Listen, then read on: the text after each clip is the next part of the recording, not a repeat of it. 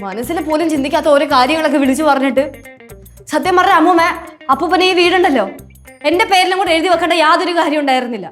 ഇപ്പം പറഞ്ഞേട്ടോ ഞാൻ ഇവിടെ വന്ന് നിൽക്കുന്നത് ഇവരുടെയൊക്കെ സ്വത്ത് മേടിച്ചെടുക്കാൻ വേണ്ടിയിട്ടാണെന്ന്. എന്താടാ ഇത്? എല്ലാവരും മനസ്സിലിപ്പൊക്കെ എനിക്ക് മനസ്സിലായി, പ്രത്യേകിച്ച് നിന്റെ.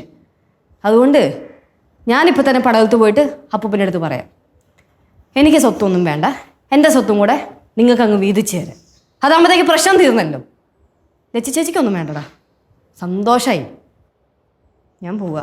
അയ്യോ മക്കളെ പോവല്ലേ, നീ ഇപ്പം അങ്ങോട്ട് ചെന്നാൽ അപ്പൂപ്പന് ഭയങ്കര വിഷമാവേ, പോവല്ലേ. അമ്മൂമ്മ എനിക്ക് അതിനും വിഷമാണ് ഇവൻ പറയുന്ന ഓരോ കാര്യങ്ങളൊക്കെ കേട്ടിട്ട്. ഇനി ഈ വീട്ടിൽ കിടന്ന് ഇനി ഉറക്കം വരുമെന്ന് എനിക്ക് തോന്നണില്ല. അതുകൊണ്ടാണ് ഞാൻ പറയണത്. ചേച്ചി അത് വിട്ടുകളെ, അവൻ ചുമ്മാ ഓരോ പറഞ്ഞു. ശിവ അവന്റെ മനസ്സിലുള്ള കാര്യങ്ങളാണ് ദേഷ്യം വരുമ്പോഴും സങ്കടം വരുമ്പോഴൊക്കെ പുറത്തു വരുന്നത്. അതെനിക്ക് നല്ലോണം മനസ്സിലാവുന്നുണ്ട്. ഇവന്റെ ഉള്ളിൽ ഇത്രയും കാര്യങ്ങളൊക്കെ ഉണ്ടെങ്കിൽ വിട്ടേ. ബാഗ് ഞാൻ ബാക്കി തരാം, പോ ചെല്ലേ പോ. എന്നാ എനിക്ക് രണ്ടിലും അറിയണമല്ലോ. അങ്ങനെയാണെങ്കിൽ പോയി നോക്ക്. പിന്നെ ഞാനും ഇറങ്ങി അങ്ങ് പോവും. അമ്മച്ചാണെ തിരിച്ചാൽ വീട്ടിലോട്ട് കയറി വരില്ല. അല്ല പിന്നെ ഒരുത്ത ഇവിടെ കത്തി കയറാൻ നോക്കുമ്പോൾ തന്നെ ഇവിടെ ഇമോഷണലി തളർത്താൻ നോക്കണ. എന്താണ് പ്രശ്നം? മനുഷ്യന് വീട്ടിൽ ഇത്ര ഗൃഹനാഥയുടെ പ്രാധാന്യം കിട്ടിക്കോട്ടെ എന്ന് വെച്ച് ഷോ അടിക്കാന്ന് വിചാരിക്കുമ്പോഴത്തേക്കും അതിനും സമ്മതിക്കൂലേ നീ?